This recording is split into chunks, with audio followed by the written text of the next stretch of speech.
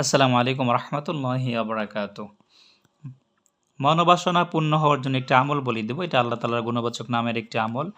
আপনার এই আমলটির দ্বারা মনোবাসনা পূর্ণ হবে ইনশাআল্লাহ। মনের যে কোনো আশা আপনার পূর্ণ হবে।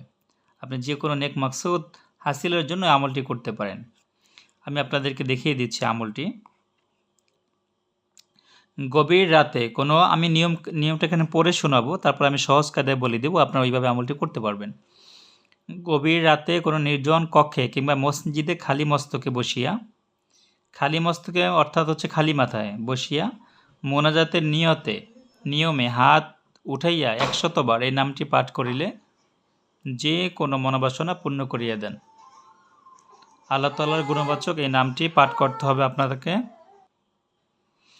আপনি গভীর রাতে নির্জন কোনো স্থানে কিংবা মসজিদ, আপনি এটা মসজিদেও আমলটি করতে পারেন, অথবা আপনার বাসায় নির্জন কোনো রুমে বসে আমলটি করতে পারবেন।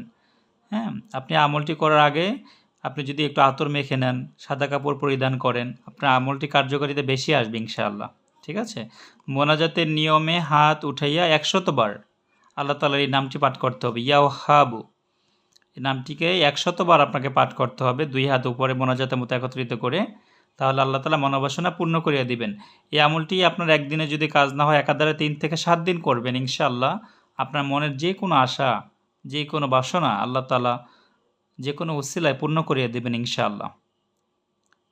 আর অবশ্যই আমলটি করতে হবে খুব খাস নিয়াইতে, একাগ্র চিত্রে, যে আল্লাহকে আমি ডাকতেছি, আল্লাহ আমার মনের আশাটা পূর্ণ করে দিবেন। এভাবে নিয়াত করে আপনি আমলটি করবেন ইনশাআল্লাহ।